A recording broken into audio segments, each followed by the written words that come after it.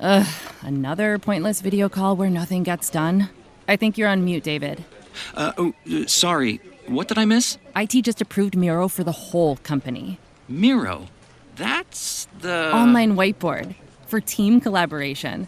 We can make these long video meetings so much shorter with Miro boards. We can share ideas, feedback, and updates on them whenever. Actually see what we're talking about. It's all online. Miro will make our flexible work setup so much easier. With one virtual space for our brainstorms, projects, presentations. Oh, that sounds kind of amazing.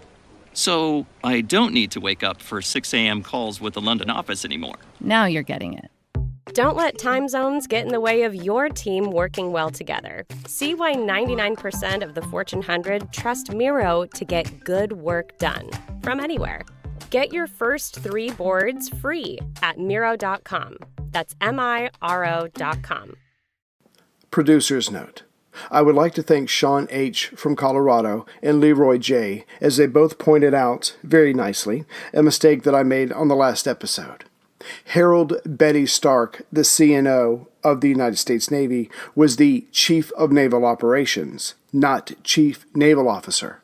I can almost assure you, this will never happen again.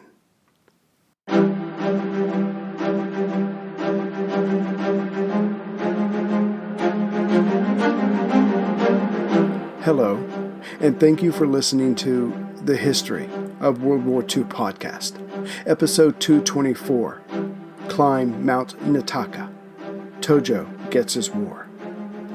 Last time, Secretary of State Cordell Hull, beyond tired of Japanese duplicity, as the Americans were able to read the messages coming from Tokyo to Ambassador Nomura and Special Assistant Kurusu, and knew that an attack of some sort was coming to American territory, coupled with a deadline. All the while, the two representatives spoke of peace, issued what would become known as the Hull Note on November 26, 1941. The document was proposing that Japan pull all of its troops out of China and Indochina, that only Chiang Kai-shek's nationalist government be recognized in China, and the document, once worked out, was to be signed by all of those involved or affected by such a withdrawal: the USSR, Japan, the United States, Britain, China, and Holland. Of course, Nomura and Kurusu told Hull that Tokyo would never go for this, but Hull would not be moved. He had had enough. In the back of his mind, he had already determined that this entire situation would have to be handled by the United States military. To be fair, the military leadership in Tokyo was thinking the same thing.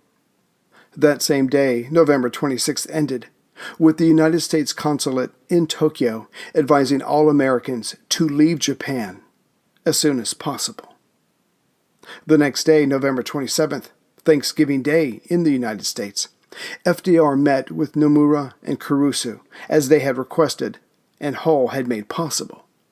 However, just before this meeting, Army Chief of Staff General George Marshall and CNO Chief of Naval Operations Betty Stark had sent the President a memo that read, "Japan may attack the Burma Road, Thailand, Malaya, the Netherlands East Indies, the Philippines, or the Russian maritime provinces. The most essential thing now, from the U.S.'s point of view, is to gain time." The United States knew there would be war, and they seemed mostly unfazed by this. But at the same time, the country's leaders also knew the United States military was not ready for war. Time was needed, and if the politicians could gain them that time, the more forceful could the American response be towards the Asian aggressor.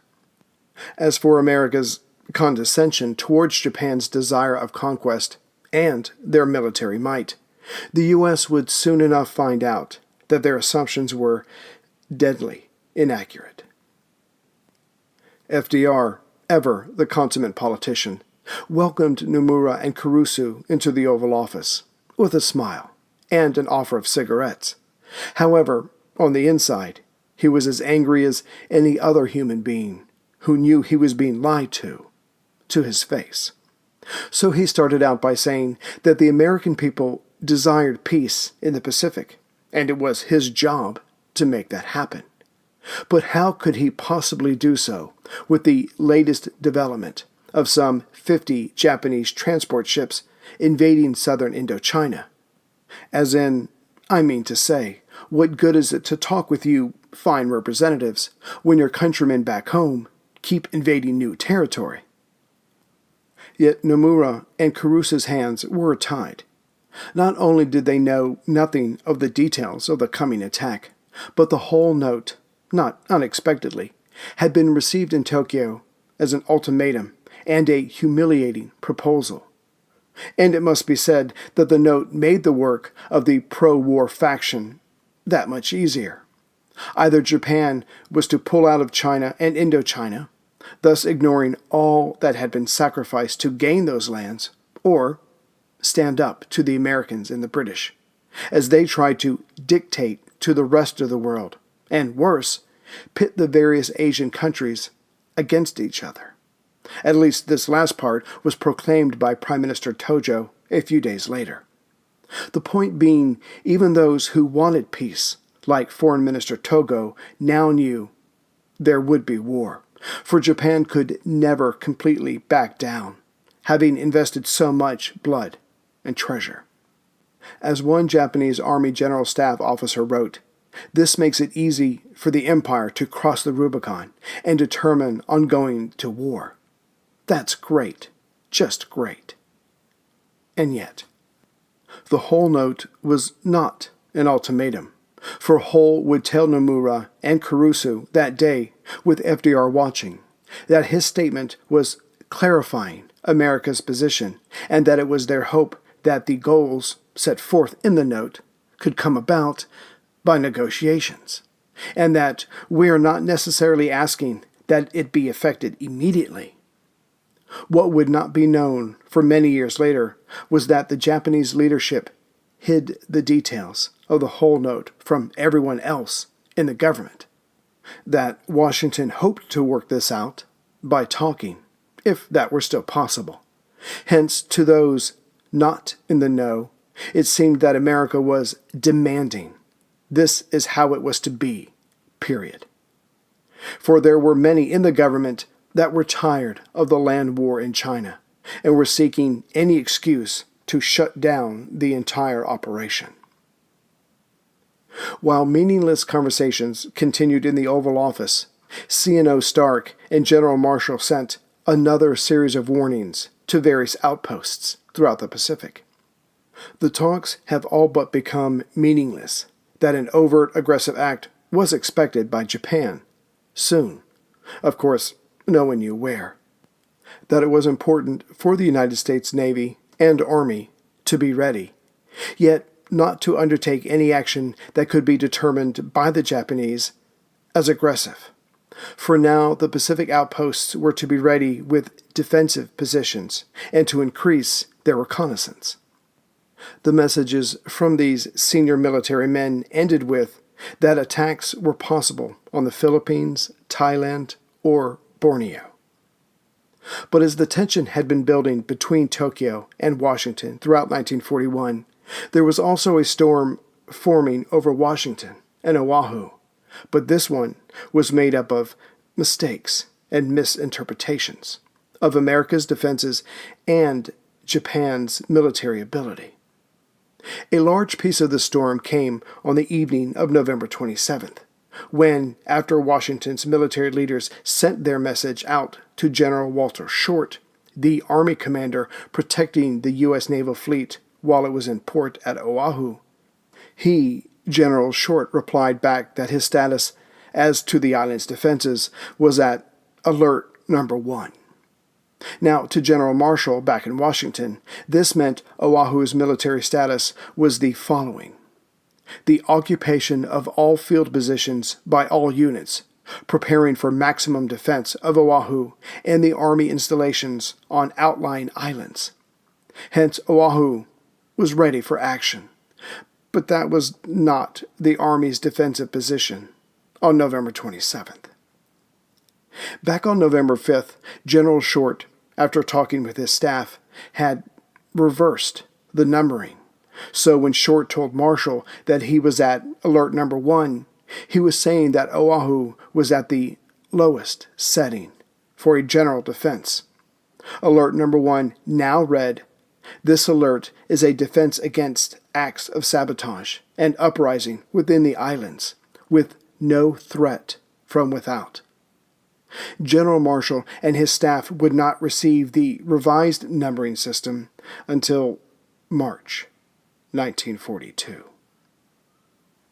So Washington thought Oahu was at its highest level of defense, but the opposite was true. Later, after the war, General Short would give many rather hollow reasons as to why his defenses were not better prepared. Not that it changed anything. To be clear, between January 24th, 1941 and December 6th, Short received 56 pages of warnings. 25% of those came between December 1st and December 6th. Indeed, some of those warnings specifically mentioned preparing for an air and or submarine attacks, and what General Short was doing to counter such attacks. However, to pull back from blaming General Short too much, more than a few passages from his boss, General Marshall, stressed that, should Pearl's defenses be able to hold out for the first 6 hours after Japan declared war or outright attacked some possession, say the Philippines or Guam, the Chief of the Army Staff felt that the harbor would be safe from that point on, for surely the Army and Navy at Oahu would raise their defenses to the point of being ready for anything. Hence, with this picture being painted by Marshall, this could partially explain why General Short thought he was ready for come what may. By this time, the last few days of November 1941, the Japanese task force, the 2 carrier divisions, en route to attack Pearl Harbor, were almost 2,000 miles, or 3,218 kilometers away from their starting point. On November 29th, Secretary of the Navy Frank Knox sent a message to FDR, who was trying to spend a few days resting in Warm Springs, Georgia, a spa town because of its mineral springs which flowed constantly at nearly 90 degrees Fahrenheit. His hope was that the warm water would be good for his mostly useless legs. He had been visiting the place since 1924. Knox wrote that, "We know of a deadline approaching. However, the Japanese seem to be laying low for the next few days." Of course, the leaders of Washington did not know exactly why this was, but could guess that the Japanese transport ships near southern Indochina were heading someplace specific. While FDR rested his body and mind, preparing for troubling times, Secretary of State Hull was conferring with the British ambassador, Viscount Halifax. It was his opinion that to plan too far into the future in regards to the Pacific was a waste of time, as the Allies did not know where the Japanese were going to strike. Also that once Japan took some sort of military action, there would be total war in Asia. Hence, they would then be free to advance anywhere, in any direction. No, the United States could not stop the coming attack, because no one knew where it would land. All Washington could do was wait. As for using negotiations to gain more time to bring America's military strength up to par, that was now only a fantasy whose time had come and gone. War was coming, and some poor American sector was about to be visited by the brutal, merciless warriors of the Japanese Empire. On that same day, November 29th, Emperor Hirohito met with several of his past prime ministers. They basically all said that Japan should not go to war with the United States. It was better to wait out the economic stranglehold, painful as it was, and continue with negotiations. It's thought that Hirohito was hoping one of the men sitting before him would have the gravitas to inspire him to break with tradition and force the government onto a course he wanted, namely not to clash with the Americans over China, which wasn't even working out the way all had hoped for when that particular adventure had started. As the emperor failed to get his motivational speech he seemed to think he needed, the Japanese carrier fleets and events moved ever closer to the point of no return. The next day, November 30th, Tokyo sent a message to its consulates in Manila, London, Havana, Washington, Hong Kong, and Singapore, and ordered that all decrypting machines and code books be destroyed. It also mentioned that American consulates throughout Asia were doing the same thing, that an emergency situation was imminent. Later that day, Tokyo sent a separate message to its ambassador in Berlin. It read, "The conversations begun between Tokyo and Washington last April now stand ruptured, broken. In the face of this, our empire faces a grave situation and must act with determination." The message then told the ambassador to tell Hitler and Ribbentrop, the foreign minister, that lately England and the United States have taken a provocative attitude, to say that they, the Anglo-Saxons, are planning to move military forces into various places in East Asia, and that we will inevitably have to counter by also moving troops. It went on, "Say very secretly to them that there is extreme danger that war may suddenly break out between the Anglo-Saxon nations and Japan through some clash of arms, and add that the time of this breaking out of this war may come quicker than anyone dreams." Alas, even with each other, the members of the Axis powers desired to be seen as the victim. Of course, America's magic system picked up this message and again told its Pacific commanders that an attack could come at any time, probably against either Siberia, Thailand, Burma, Malaya, the Philippines, Hong Kong, Singapore, and or the Netherlands East Indies. But again, Washington was not crediting Tokyo with the wherewithal of attacking or invading Hawaii, which is semi-understandable. But the same message also stated that it is our naval power that is a primary deterrent against Japanese all-out entry into the war as an Axis power. Hence, Hawaii should have been on the list. To further cloud this time in history, as December 1941 opened up, the American West Coast went into overdrive in preparing the area for an attack. Drills of all kinds were undertaken, but the emphasis was on air raids and artillery maneuvers, which begs the question, if the United States West Coast was considered a target, why not Hawaii, some 2,481 miles or 4,000 kilometers closer to Japanese waters? Here's a question for you. What would you do to save humanity? And how far would you go to stop someone who is getting in your way? The ancient rivalry of assassins and Templars cuts to the heart of good versus evil, but it wasn't always clear who was good and who was evil. Plug in to explore the amazing world of medieval feuds.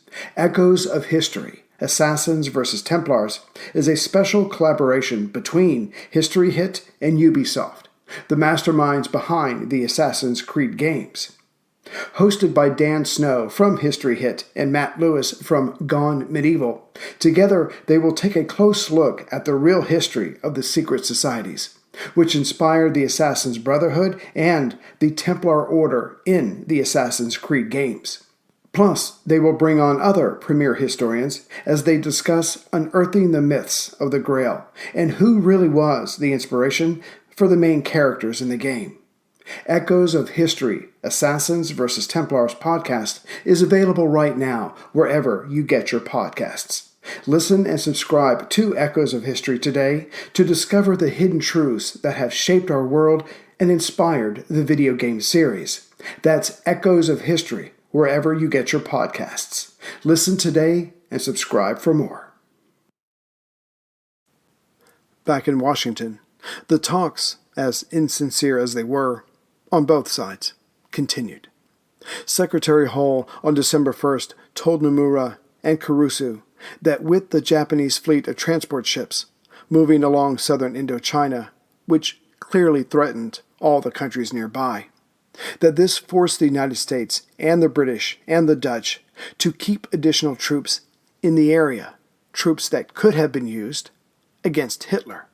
Was Japan comfortable with this?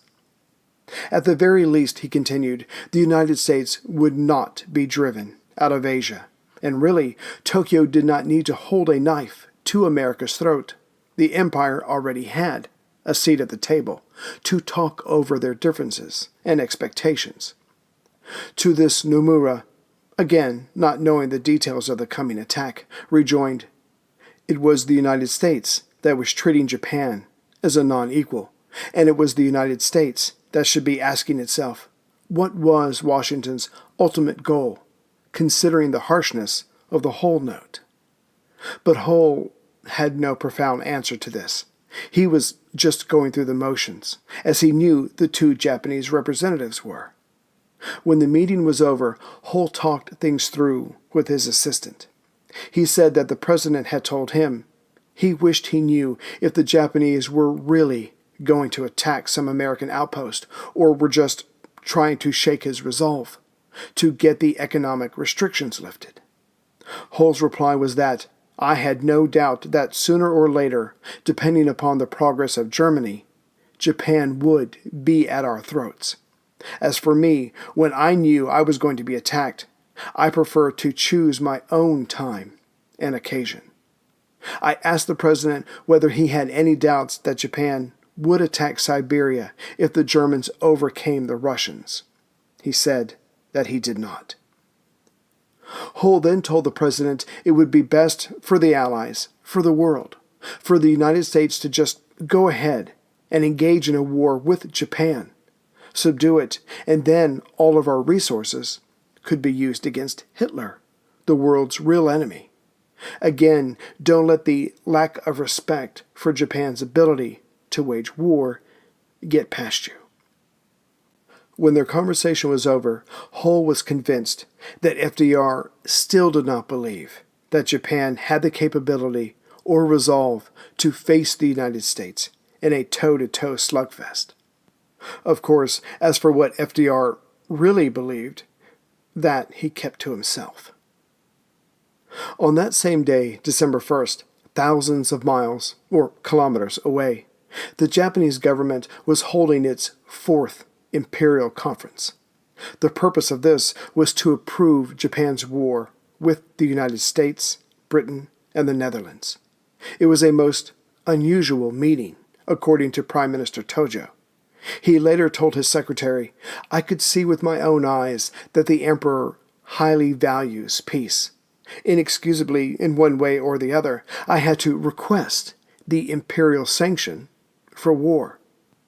It was extremely regrettable.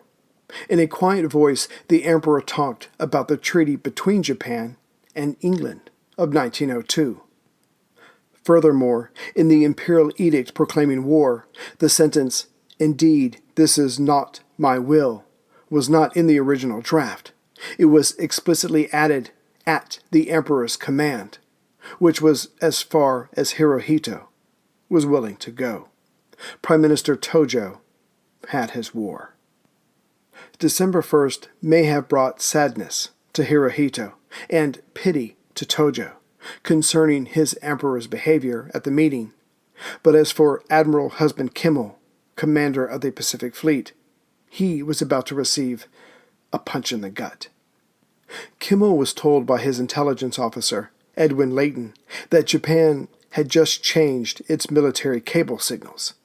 This indicated an additional progressive step in preparing for operations on a large scale. Now, this had happened before over the years, and in time, the United States would figure out the new codes. Still, it would take time. Not good. Kimmel's reaction was, okay, well, what's the latest we know? He asked Layton for the location of Japan's various fleets. The answer came the next day, December 2nd. But Kimmel noticed that carrier fleets 1 and 2 were not on the list. When asked why, Leighton replied, "Because we don't know." Officially, he said, insufficient information, but it all boiled down to the same thing. "What?" was Kimmel's response to this. "You don't know where carrier divisions 1 and 2 are?" "No, sir, I don't." "I think they are in home waters, but I don't know where they are." Kimmel was, understandably, not letting this go. "Do you mean to say that they could be rounding Diamond Head, a volcanic cone located on Oahu's southern coast, about 10 miles or 16 kilometers to the southeast of Pearl Harbor, and you wouldn't know it?" But Leighton, trying to hold on to some self-respect, replied, "I hope they would be sighted before now." To Leighton's thinking, he was not overly concerned, because it was the standard practice of large ships, when in home waters, to use low-power radios to contact shore stations. Hence their location cannot be determined. Why let the enemy, or potential enemy, know that you're not at sea and possibly posing a threat? Moreover, the United States Navy's combat intelligence was convinced that the carrier fleets were at home, based on the first air fleet's wireless operators, who were being picked up in Kyushu. They had, to deceive the Americans, purposefully been left behind, so the American listening posts would hear people and types of signals they had come to know well, and the ruse worked beautifully. With the Emperor's lackluster blessing, the attack of Pearl Harbor had been approved. So on December 2nd, the Japanese General Staff sent a message to Admiral Yugaki, Chief of Staff of the Combined Fleet, under Admiral Yamamoto. He was ordered to open Imperial Naval Order No. 12. This commanded the First Air Fleet, which itself was about to cross the international date line along the 180th meridian, to attack Oahu. However, the attack was not to take place before midnight on December 6th. Yugaki then radioed Chuichi Nagumo, the First Fleet's commander, though he did not know as much about naval operations as he should, and told him that Imperial Naval No. 12 had been approved. This was accompanied by the phrase, "Climb Mount Niitaka." At the time, Niitaka was the Empire's highest point. Of course, conquering a great height gave one glory, but it was done at great risk, for the person, or in this case, the nation, would have to come down sometime.